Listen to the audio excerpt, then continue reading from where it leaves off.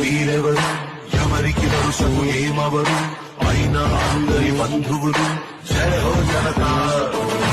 ఒక్కరు కాదు ఏడుగురు దేవుడు పంపిన సైనికులు సాయం చేసే సాయుధులు జయ హో జనతా.